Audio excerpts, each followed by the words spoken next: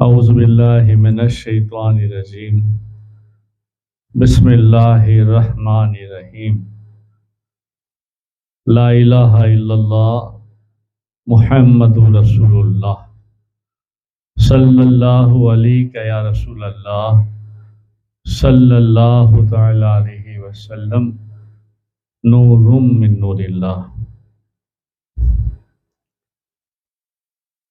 بسم اللہ الرحمن الرحیم، الحمد للہ رب العالمین، الرحمن الرحیم الرحمن الرحیم الرحمن الرحیم، مالک یوم الدین، ایاک نعبد و ایاک نستعین، اہدنا الصراط المستقیم، صراط الذین انعمت علیہم غیر المغضوب علیہم ولا الضالین، آمین آمین آمین۔ الصلاۃ والسلام علیک یا رسول اللہ وعلی آلک واصحابک یا حبیب اللہ، صلی اللہ تعالی علیہ وسلم۔ السلام علیکم ورحمۃ اللہ وبرکاتہ۔ کیسے آپ سب لوگ خیریت سے ہیں؟ اللہ خیریت رکھے، کرم فرمائے، مشکلات حل فرمائیں۔ اس حالات میں اللہ ہماری جان، مال ملکیت، بال بچوں کی حفاظت فرمائے اور ہمارے ایمان کی حفاظت فرمائے۔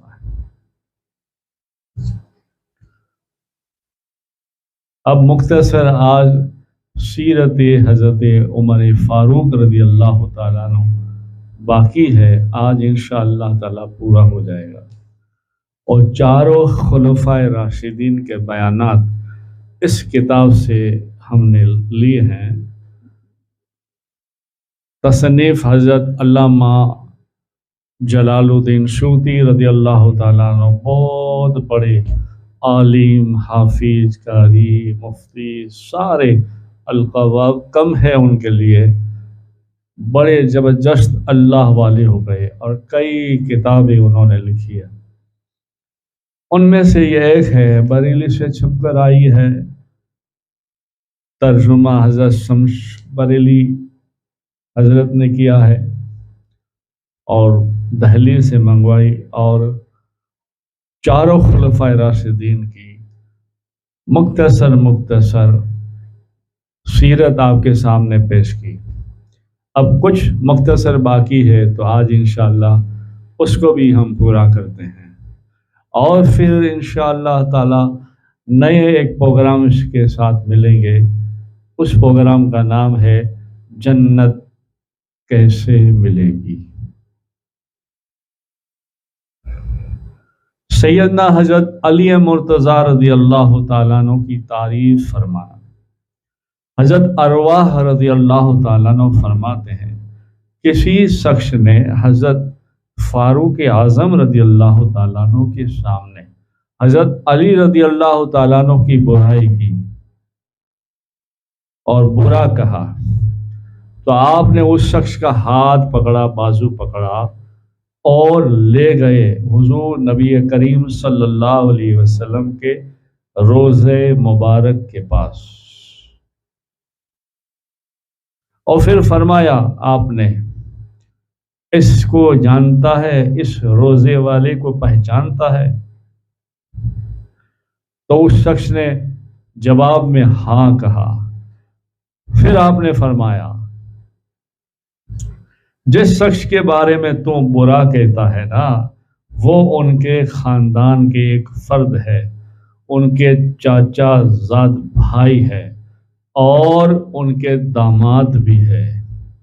اگر تو سیدنا علی مرتضیٰ رضی اللہ تعالیٰ عنہ کا تذکرہ اب کرے تو اچھے الفاظ سے کرنا، ورنہ میرے جیسا کوئی برا نہیں ہے جو تجھے پھر تکلیف پہنچائے، یعنی پھر میرے جیسا برا کوئی نہیں ہے کہ پھر تجھے کوئی بچا سکے۔ سبحان اللہ۔ ایک مرتبہ ایک قافلے نے مدینہ منورہ کے باہر پڑاؤ ڈالا۔ حضرت سیدنا فاروق اعظم رضی اللہ تعالیٰ عنہ کو خبر ہوئی کہ مدینے کے باہر ایک قافلہ آیا ہے اور پڑاؤ ڈالا ہے، تو آپ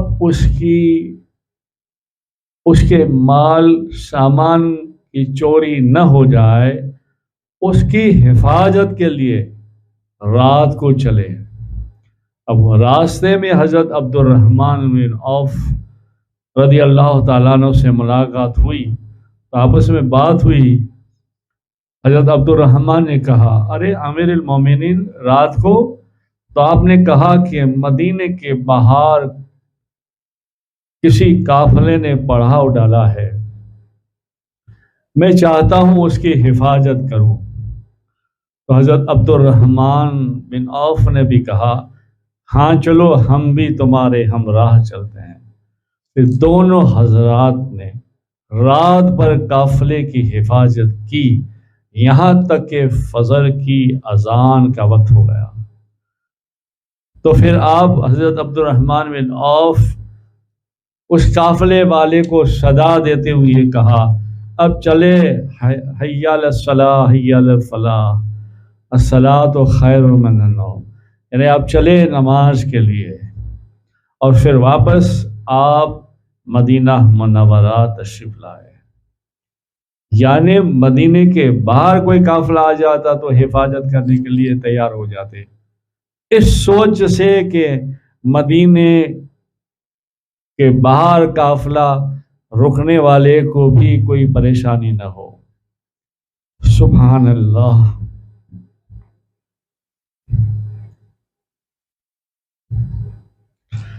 ایک مرتبہ ایک منافق آپ کے پاس، ایک منافق آیا۔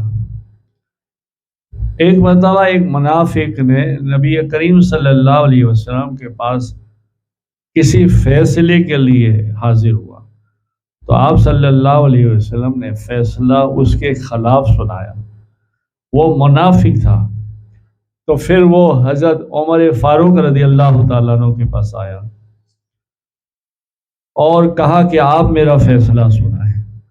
تو آپ نے پوچھا کہ رسول اللہ صلی اللہ علیہ وسلم نے فیصلہ نہیں سنایا؟ تو اس نے کہا، ہاں فیصلہ تو سنایا مگر میرے خلاف سنایا۔ تو آپ نے کہا، اچھا ابھی میں تجھے فیصلہ سناتا ہوں۔ گھر کے اندر گئے اور تلوار میان سے نکال کر اس کا سر قلم کرتے ہوئے کہا، جس کو نبی کا فیصلہ منظور نہیں، اس کا فیصلہ یہ میری تلوار کرتی ہے۔ سبحان اللہ۔ یعنی ہر موڑ پر آپ نے اطاعت نبی صلی اللہ علیہ وسلم کی، خوف بھی، عشق بھی، خدمت بھی، عمل بھی، سبحان اللہ، اور خدام بھی، خادم بھی بنے۔ امیر المومنین جن کے نام سے کیسرا و کسرے روم کے بادشاہ تک کانپتے تھے۔ ایک مرتبہ حضرت عمر فاروق رضی اللہ تعالیٰ عنہ معمول کے مطابق مدینہ منورہ کی گلیوں میں گشت فرما کر دوران گشت آپ شہر کے باہر نکل گئے۔ شہر کے باہر آپ نے ایک خیمہ لگا دیکھا، جس کے دروازے پر ایک نوجوان اجنبی بیٹھا ہوا تھا، نہایت پریشان، سر پہ ہاتھ رکھے ہوئے۔ آپ نے اسے دیکھا تو فرمایا، بھلے نوجوان، پریشان معلوم ہوتے ہو، کیا بات ہے، کہاں سے آئے ہو؟ تو وہ جوان نے ایسے دیکھا اور دیکھنے کے بعد آپ کو حقیر کی نظر سے دیکھ کر ایسے کہا، جاؤ میاں تمہارا کام کرو، تم کیا کرو گے؟ حضرت سیدنا فاروق اعظم رضی اللہ تعالیٰ عنہ نے کہا، میاں کچھ کہو تو صحیح، اپنا کام بتاؤ کیا ہے؟ تو پھر وہ کہتا ہے، تم کون ہو پوچھنے والے؟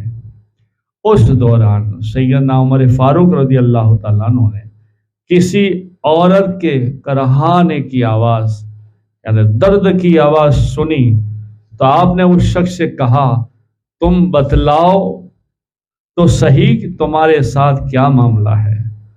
تو پھر اس شخص نے کہا میری بیوی حاملہ ہے اور اس وقت اس کے پاس کوئی عورت موجود نہیں ہے اور نہ ہی میرے پاس کچھ سامان ہے اور میں پریشان ہوں۔ حضرت سیدنا عمر فاروق رضی اللہ تعالیٰ عنہ فوراً گھر تشریف لائے اور بوڑھیاں جوان ہو کر جنت میں جائے گی، نو خواستہ عورتیں شرم و حیا اور اپنے خاوندوں سے محبت، شوہروں کی عاشق اور من پسند محبوبہ، جنات اور انسانوں سے محفوظ حوریں اور عورتیں، جنتی عورتوں کو جن و انسان کے چھونے کی ایک اور تفسیر حور کی طرف سے مسلمانوں کو اپنی طلب کی ترغیب۔ حور کا افسوس کرنا، حور کب تک متوجہ رہتی ہے؟ حور صبح تک انتظار میں رہتی ہے۔ اذان کی دعا میں حورین کی دعا بھی کرنی چاہیے۔ حور کی دعوت نکاح کیا ہے؟